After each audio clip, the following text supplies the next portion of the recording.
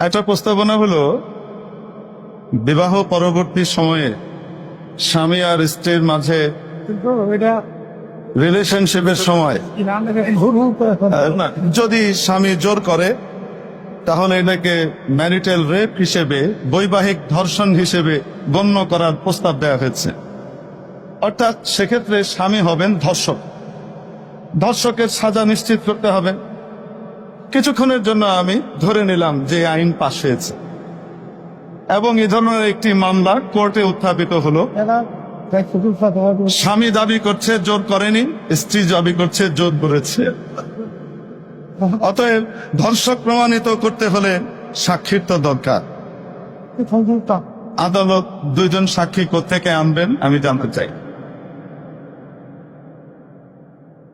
অতএব এখন থেকে এই নীতিমালা যদি পাশ হয় তার অর্থ হলো এই, যখনই স্বামী স্ত্রী কোনো জায়গাতে একত্রিত হবেন তাদেরকে পোর্টেবল সিসি ক্যামেরা সাথে করে নিয়ে যেতে হবে, ধারণ করতে হবে এবং প্রয়োজনে সেটাকে কোর্টে উপস্থাপন করতে হবে। এই ধরনের পাগলামি মার্কা প্রস্তাবনা যারা পেশ করেছে এদের জায়গা সুস্থ মানুষের জায়গা হতে পারে না, পাপনারে পাঠানো কথা।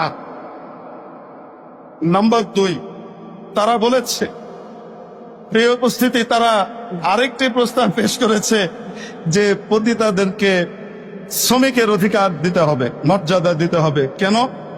কারণ তারা তো অনেক সমাজে, যেহেতু তারা আছে, অতএব তাদেরকে স্বীকৃতি কেন দেয়া হবে না?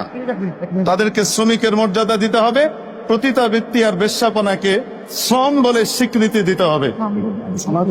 কারণ কি? কারণ তারা অনেক, সমাজে তারা আছে। আমার প্রশ্ন হলো এই, সমাজে তো চোরও আছে, সমাজে তো অনেক ডাকাতও আছে, সমাজে অনেক ছিনতাইকারীও আছে।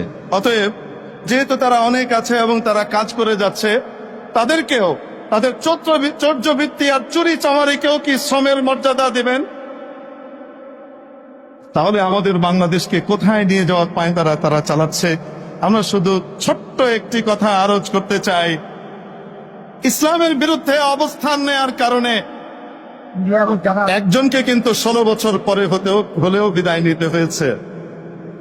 যেহেতু আমরা নারীদেরকে সম্মান করি, এজন্য কাপড় চোপড় সহ যেতে দেয়া হয়েছে। যদি কেউ পশ্চিমাদের এজেন্ডা এদেশে বাস্তবায়ন করে এদেশের কৃষ্টি কালচারকে বদলে দিতে চায়, আমরা বলতে চাই কাপড় সহ যেতে পারবেন না।